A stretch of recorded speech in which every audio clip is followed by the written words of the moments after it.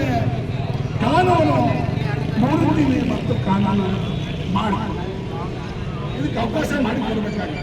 ಯಾಕೆ ನನ್ನ ಕೈ ನಾವು ಮುಟ್ಕೊಂಡಿರೋ ನನ್ನ ಕೈ ನಾವು ಮುಟ್ಕೊಂಡಿರೋನು ಈ ಸರ್ಕಾರ ಸರಿಯಾಗಿ ಕೆಲಸ ಮಾಡಬಾರ್ದು ಇದ್ದಾಗ ಕಾನೂನನ್ನು ನೋಡ್ತೀವಿ, ಕಾನೂನನ್ನು ಮಾಡಕ್ಕೆ ಹೇಳ್ತೀವಿ, ಇದು ಮಾಡೋದು ಮತ್ತೇನಿಲ್ಲ ಇದ್ರೆ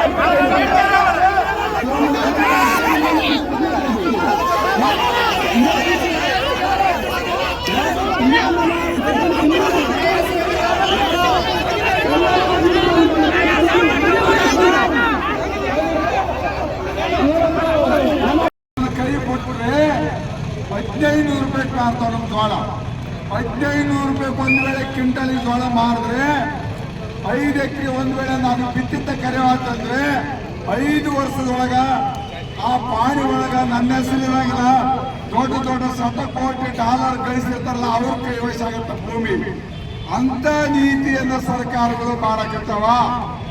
ಇದಕ್ಕೆ ಸರ್ಕಾರದ ನೀತಿ ಅಲ್ಲ, ಅದ್ರ ಸಲುವಾಗಿ ನಾವು ಇವತ್ತು ಬೀದಿಗಿಳಿದೀವಿ. ವಾರ ಆಯ್ತು, ಇವತ್ತು ಕರೆಕ್ಟ್ ಅಂದ್ರೆ ನಾಳೆ ಬೆಳಗ್ಗೆ ಆದಿತ್ಯವಾರ ಬಿತ್ತಕ್ಕೆ ಬರ್ತಾವೆ. ನಮಗೆ ಯಾವ ಮುಂಗಾರಿ ಸಿಗಬೇಕು ಇವೆರಡು ಬಿಟ್ಟು ಇವತ್ತು ಹೋರಾಟಕ್ಕೆ ನಿಂತೀವಿ. ಸಜ್ಜಿ ಬೀಜ ತರಬೇಕಾಗಿತ್ತಂದ್ರೆ, ಸೂರ್ಯಪಾಲ ಬೀಜ ತರಬೇಕಾಗಿತ್ತಂದ್ರೆ ನಮ್ಗೆ ಇವತ್ತು ರೊಕ್ಕ ಬೇಕು. ರೊಕ್ಕ ಬೇಕಂತ ಹೇಳಿದ್ರೆ ನಾವು ಜೋಳ ಮಾರ್ಬೇಕು. ಜೋಳ 6 ತಿಂಗಳಾಯ್ತು, ಇವತ್ತಿನವರೆಗೆ ಸರ್ಕಾರ ಜೋಳ ಖರೀದಿ ಮಾಡಕ್ಕೆ ತಯಾರಿಲ್ಲ. ಇದೆಂತ ಸರ್ಕಾರ ಇರಬೇಕು, ಸರ್ಕಾರ ಅನ್ಬೇಕು. ಇದಕ್ಕೆ ಸರ್ಕಾರ ಅಲ್ಲ, ನಮ್ಮ ನುಂಗಕ್ಕೆ ಬಂದಿರುವಂತ ಒಂದು ಕಂಪನಿ ಸರ್ಕಾರ ಇದೆ. ರಾಕ್ಷಸನ ಅದಕ್ಕೆ ರಾಕ್ಷಸನ ಅದಕ್ಕೆ ತಪ್ಪಿಲ್ಲ.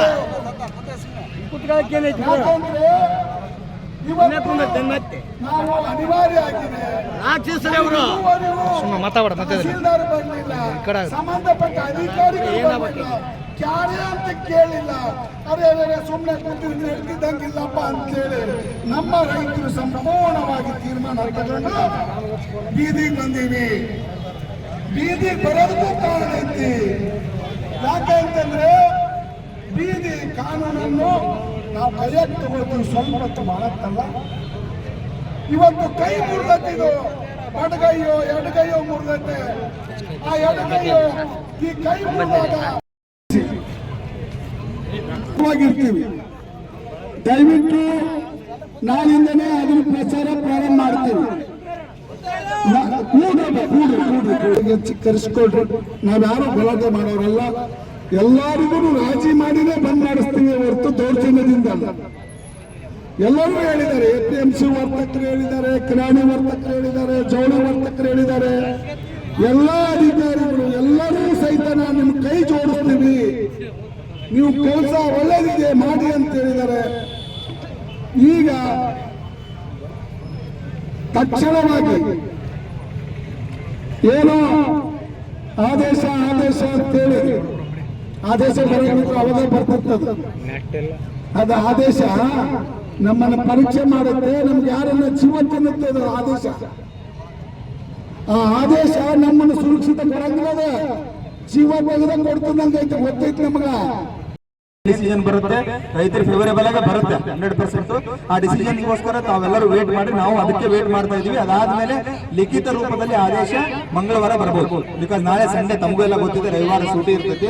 ಸೊ ಸೋಮವಾರ ಅಥವಾ ಮಂಗಳವಾರ ಲಿಖಿತ ರೂಪದಲ್ಲಿ ಬರ್ತೈತಿ. ಸೊ ಸದ್ಯಕ್ಕೆ ಎಲ್ಲ ರೈತರು ತಾವು ದಯವಿಟ್ಟು ಒಳಗಡೆ ಕಾರ್ಯಾಲಯದ ಒಳಗಡೆ ಏನ್ ತಾವು ಪ್ರತಿಭಟನೆ ಮಾಡ್ತಾ ಇದ್ರಿ ಮುಂಭಾಗದಲ್ಲಿ ಅಲ್ಲಿ ಹೋಗ್ರಿ ದಯವಿಟ್ಟು. ಯಾಕಂದ್ರೆ ಆಂಬುಲೆನ್ಸ್ಗಳು ಎಲ್ಲವೂ ನಿಂತ್ಕೊಂಡು ಸ್ವಲ್ಪ ಸಮಯ ತೊಂದರೆ ಆಗ್ತಾ ಇದೆ. ನಾವೇನ್ ನೀವು ಇಲ್ಲಿ ನೀವು ಎಲ್ಲ ರೈತರ ಭಾಗನೇ, ಸಾರ್ವಜನಿಕರು ರೈತರ ಭಾಗನೇ, ಅವರು ನಿಮಗೋಸ್ಕರ ಸಹಕಾರ ಸಹಾಯವನ್ನ 100% ಮಾಡ್ತಾರೆ ಪಬ್ಲಿಕ್. ಬಟ್ ಅಲ್ಲಿ ಎಷ್ಟೋ ಜನ, ಅನೇಕ ಜನಕ್ಕೆ ಹಾಸ್ಪಿಟಲ್ ತೊಂದರೆ ಆಗೋ ಸಾಧ್ಯತೆ ಇರುತ್ತೆ. ಆಂಬುಲೆನ್ಸ್ಗಳು ಬ್ಲಾಕ್ ಆಗಿದಾವೆ, ಗರ್ಭಿಣಿ ಬಾಣಂತಿಯರು ಹೋಗ್ಬೇಕಾಗಿರುತ್ತೆ, ಹುಡುಗರು ಚಿಕ್ಕ ಮಕ್ಕಳು ಹೋಗ್ಬೇಕಾಗಿರುತ್ತೆ. ದಯವಿಟ್ಟು ಅವರೆಲ್ಲರ ಹಿತದೃಷ್ಟಿಯಿಂದ ತಾವು ದಯವಿಟ್ಟು ಏನ್ ರೋಡ್ಗಳಿದ್ದೀರಿ, ತಮ್ಮ ಶಕ್ತಿ ಪ್ರದರ್ಶನ ಮಾಡಿದಿರಿ, ಇದು ಸರ್ಕಾರಕ್ಕೆ ಖಂಡಿತ ಮುಟ್ಟಿದೆ. ಒಂದೇ ನಿಮಿಷ, ಇದು ಏನಾಗಿದೆ, ಪ್ರೆಷರ್ ಏನ್ ನೀವು ಹಾಕ್ಬೇಕಂತ ಅನ್ಕೊಂಡಿದ್ದೀರಿ, ಅದು ಸರ್ಕಾರಕ್ಕೆ ಪ್ರತಿಯೊಂದು ಇಂಚು ಮಾಹಿತಿನೂ ಸರ್ಕಾರಕ್ಕೆ ಹೋಗ್ತಾ ಇದೆ. ಪ್ರತಿಯೊಂದು ಇಲ್ಲಿ ರೈತರ ಅದು ಏನೇನು ಅವ್ರ ಬೇಡಿಕೆಗಳಿದಾವೆ, ರೈತರ ಹೋರಾಟದ ಪ್ರತಿಯೊಂದು ಇಂಚು ಮಾಹಿತಿ ಸರ್ಕಾರ ಗಮನಕ್ಕಿದೆ. ಸರ್ಕಾರ ನಿಮ್ಮ ಪರವಾಗಿ ನಿಲುವನ್ನ ತಾಳುತ್ತೆ. ಸ್ವಲ್ಪ ದಯವಿಟ್ಟು ತಾವು ಸಂಯಮದಿಂದ ರಸ್ತೆ ತಡೆಯನ್ನ ಬಿಟ್ಟು ಒಳಗಡೆ ಕೂತ್ಕೊಳ್ರಿ.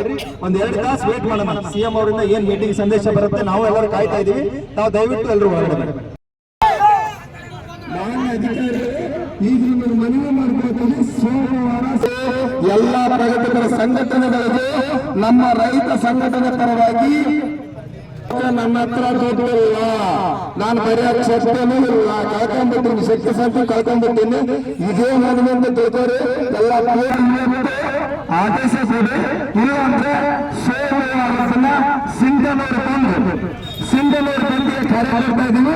ದಯವಿಟ್ಟು ಎಲ್ಲ ಒಕ್ಕೂಟರಾಗಿರ್ಬೋದು, ಇನ್ನಿತರ ಪ್ರಗತಿಪರ ಸಂಘಟನೆಗಳಾಗಿರ್ಬೋದು, ಎಲ್ಲ ಒಕ್ಕೂಟಗಳು ಕೂಡ ಈ ಒಂದು ಅನ್ನದಾತನ ಮನವಿಯನ್ನು ಆಲಿಸಿ ಅನ್ನದಾತನ ಅನ್ನದ ತತ್ವಗಳಲ್ಲ ಅವರು ನನಗೆ ಒಂದು ಸ್ವಲ್ಪ ಕೈ ಜೋಡಿಸಿ ಶಕ್ತಿ ಕೊಡಬೇಕು.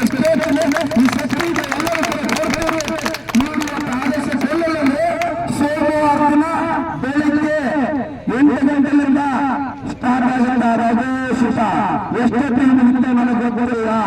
ನಮಗೆ ನಾವು ನಮ್ಮ ಆದೇಶ ಬರೋದು ಕೂಡ ಬಂದು ಆಗಬೇಕು. ನಮ್ಮ ಆದೇಶ ಬರಲೇಬೇಕು.